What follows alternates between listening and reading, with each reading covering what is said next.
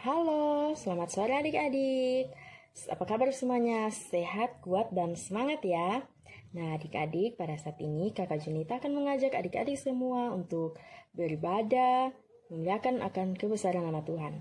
Nah, sebentar doa pembukaan akan dipimpin oleh kakak Julman. Namun sebelum itu adik-adik, kita akan mengangkat satu pujian yang berkata, hari ini harinya Tuhan.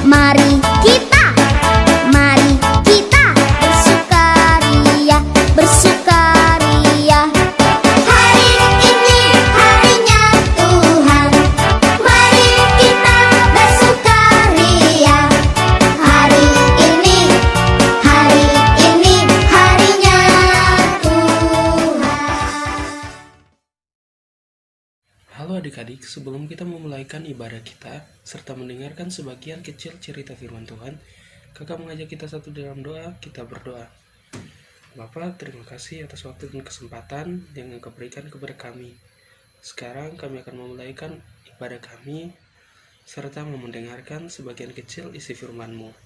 Berkati kami, berkati adik-adik yang mendengar. Ini doa kami, dalam nama-Mu kami berdoa. Amin. Nah, adik-adik, pada saat ini kita akan mendengarkan firman Tuhan yang akan dibawakan oleh Kak Sinta.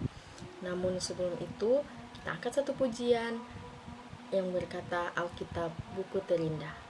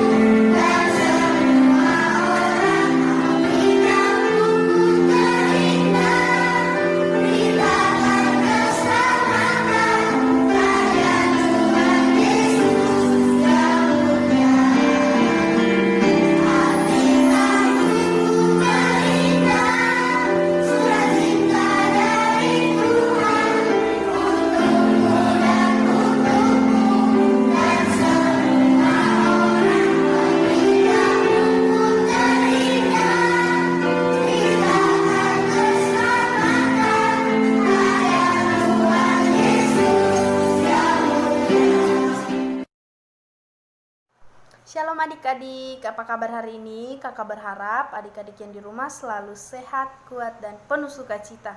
Nah, adik-adik, pada saat ini kakak akan memperdengarkan cerita yang terdapat dalam Matius pasalnya yang ke-18 ayat 12 sampai 14.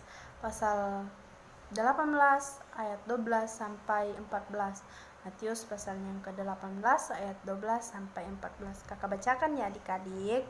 Perumpamaan tentang domba yang hilang. Bagaimana pendapatmu jika seorang mempunyai 100 ekor domba dan seekor diantaranya sesat? Tidakkah ia akan meninggalkan yang 99 ekor di pegunungan dan pergi mencari yang sesat itu? Dan aku berkata kepadamu, sesungguhnya jika ia berhasil menemukannya, lebih besar kegembiraannya atas yang seekor daripada yang atas 99 ekor yang tidak sesat. Demikian juga Bapamu yang di surga tidak menghendaki supaya seorang pun dari anak-anaknya hilang. Nah, kita dengarkan cerita pada saat ini. Pada suatu hari di pegunungan ada seorang pengembala. Pengembala itu mempunyai binatang ternak yaitu domba. Si pengembala itu mempunyai jumlah dombanya 100 ekor, dan setiap hari si pengembala itu membawa dombanya berjalan mencari rumput makanannya. Ketika malam hari tiba, si pengembala memasukkan semua dombanya ke kandang, tetapi gembala itu menghitung dombanya hanya 99 ekor. Itu berarti adik-adik ada 1 ekor domba yang hilang atau yang tersesat. Nah, kemudian si pengembala itu segera pergi mencari 1 domba yang tersesat itu. Dan tiba-tiba si pengembala itu mendengar ada suatu suara domba yang tersesat itu. Dan ternyata adik-adik, 1 domba itu terjebak di semak belukar. Gembala itu turun untuk menyelamatkan 1 domba itu. Lalu si pengembala melepaskan 1 domba itu dari semak belukar. Dan si pengembala itu menggendong 1 domba itu dan berjalan pulang. Gembala itu mengembalikan 1 domba itu ke kandangnya lagi. Dan kemudian si pengembala itu memanggil sahabatnya dan tetangganya untuk bersuka cita bersama-sama. Nah, adik-adik, bagaimana cerita pada saat ini? Nah, bagaimana juga kalau adik-adik mempunyai sesuatu barang yang berharga atau apa yang adik-adik sayang di rumah tiba-tiba hilang, dan tiba-tiba adik mendapatkan. Bagaimana perasaan adik-adik? Pasti adik-adik senang kan? Pasti gembira. Begitupun dengan si pengembala ini. Dia mempunyai seekor domba, 100 ekor, dan tiba-tiba dia memasukkan dombanya ke kandang pada malam hari, tiba-tiba tinggal 99 ekor. Nah, adik-adik, bagaimana rasanya? Pasti sedih kan kalau kehilangan sesuatu. Dan si pengembala itu tidak menyerah, dia pergi mencari sampai dia mendapatkan kembali. Nah, dan si pengembala itu bersyukur sekali karena dia bisa mendapatkan 1 ekor itu. Dan dia memanggil sahabatnya, tetangganya, teman-teman yang ada dekat bersama dia memuji Tuhan. Nah, adik-adik, tadi kita sudah mendengarkan cerita Alkitab yang dibawakan oleh Kasinta. Semoga melalui cerita Alkitab yang dibawakan tadi, adik-adik boleh mendapatkan kekuatan serta pengharapan untuk melayani Tuhan.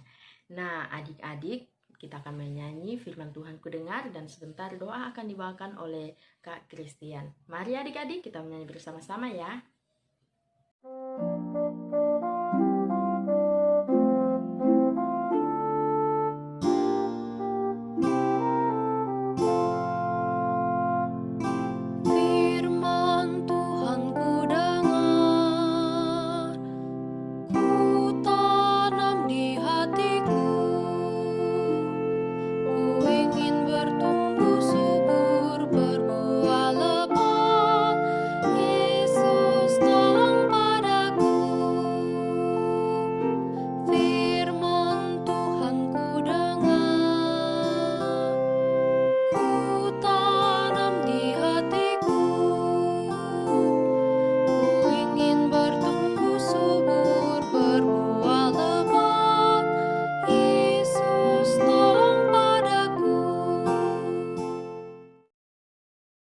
Sekarang kita akan masuk dalam doa syafaat. Untuk itu mari kita berdoa.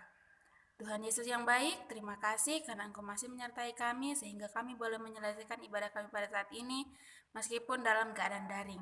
Pada saat ini ya Tuhan, kami semua mau berdoa bagi kami semua yang sempat hadir dalam peribadahan ini. Kiranya Engkau tetap memberkati kami, melindungi kami, mengasihi kami, sehingga di suatu saat nanti jika ada peribadahan seperti ini kami boleh mengikutinya dengan baik. Bapa, kami juga mau berdoa bagi kedua orang tua kami, kiranya Engkau berkati mereka, apa yang mereka usahakan menjadi berkat sehingga mereka bisa menyekolahkan kami dan membimbing kami dengan baik.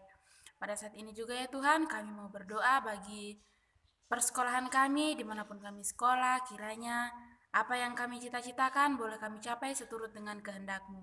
Sepanjang hidup kami ya Tuhan, kami hanya pertaruhkan di dalam tangan kasih-Mu. Di dalam nama Tuhan Yesus Kristus kami berdoa. Haleluya. Amin. Nah, adik-adik, pada saat ini kita akan masuk dalam aktivitas sekolah minggu dan remaja yang akan dibawakan oleh Kak Komang Ayu Kristina. Nah, adik-adik di rumah pasti penasaran ya aktivitas apa yang akan dibawakan. Mari adik-adik kita lihat bersama-sama ya. Halo adik-adik, tadi kan kita sudah mendengarkan cerita firman Tuhan yang dibawakan oleh Kak Sinta tentang domba yang hilang. Nah, pada saat ini kakak akan membuat aktivitas yaitu membuat gantungan kunci dari benang wol. Sekarang kakak akan memperlihatkan alat yang akan kita pergunakan. Yang pertama benang wol, kain flanel, lem tembak, dengan gunting. Baiklah adik-adik, ini adalah cara pertama, yaitu menggulung benang wol sebanyak 115 kali atau sesuai keinginan adik-adik. Nah, sekarang kita gunting benang wolnya, kemudian kita ikat.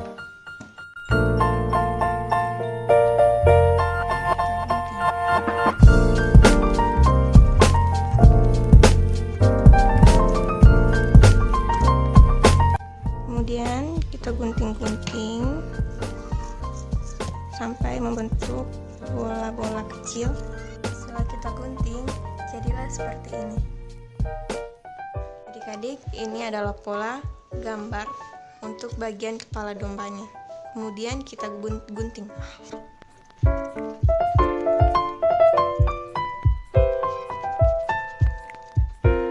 Kita gunting jadinya seperti ini.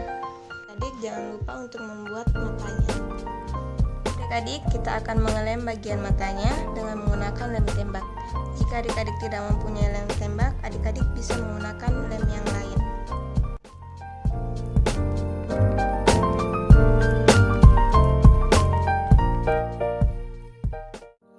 Kita akan lem bagian kepalanya.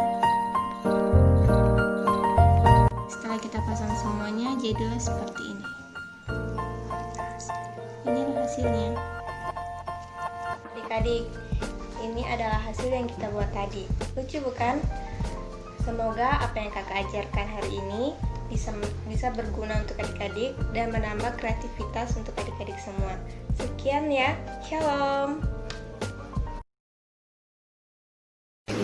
Kakak punya satu aktivitas untuk kita semua, yaitu membuat gantungan kunci dari benang wol. Nah, bahan dasar yang kita gunakan yang pertama benang wol, kemudian alatnya yaitu gunting dan juga jarum. Langkah pertama yaitu kita gulung benang wolnya menggunakan jari, 3 jari. Nah, seperti ini. Kakak rasa ketebalan seperti ini sudah cukup. Nah, jika sudah cukup, kita boleh gunting bagian ujungnya. Kemudian jika sudah seperti ini, kita ikat bagian tengah benang wolnya. Kemudian kita gunting ujung-ujungnya.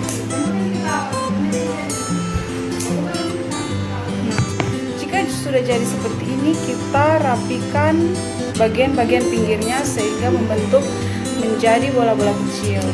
Jika sudah jadi seperti ini, kakak akan membuat pola salib untuk gantungan kunci kali ini. Nah, adik-adik, jadi untuk membentuk pola salibnya itu, kita menjahit atau menyatukan bola-bola kecil ini. Caranya itu menggunakan jarum yang sudah diisi dengan benang. Seperti ini. Kemudian kita lilitkan benangnya. Nah, adik-adik, untuk pola sampingnya kita juga sama seperti tadi, kita jahit seperti ini.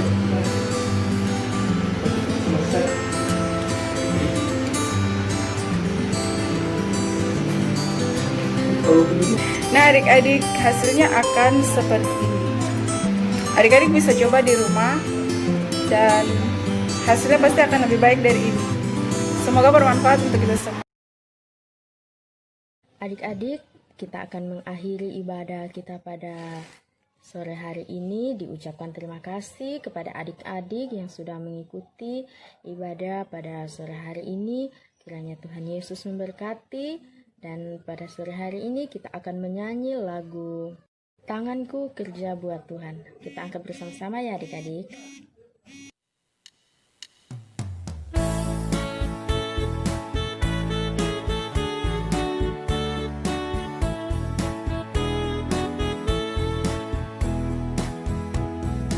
Tanganku kerja buat Tuhan, mulutku memuji namanya, kakiku berjalan cari jiwa, upahku besar di surga. Tanganku kerja buat Tuhan, mulutku memuji namanya, kakiku berjalan cari jiwa, upahku besar di surga.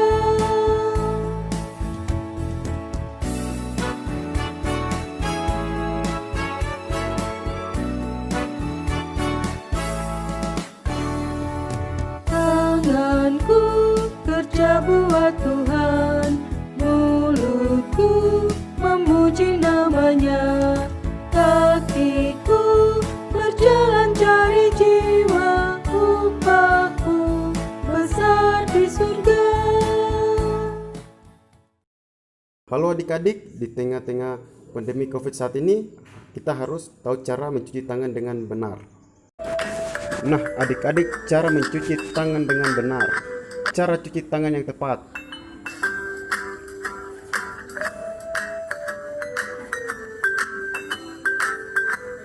Langkah pertama, basahkan tangan dengan air yang mengalir.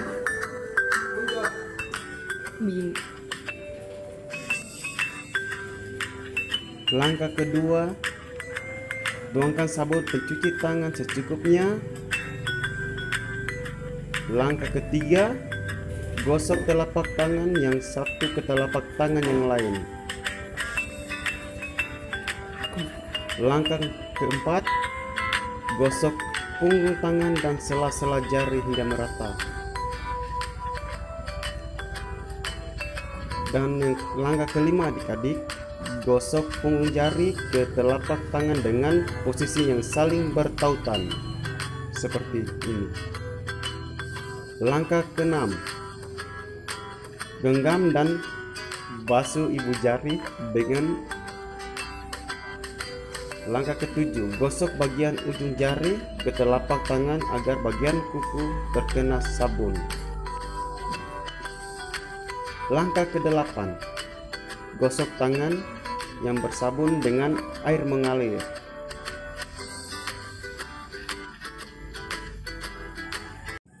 Nah, adik-adik, kita sudah melihat cara-cara mencuci tangan dengan benar. Dan jangan lupa memakai masker ya.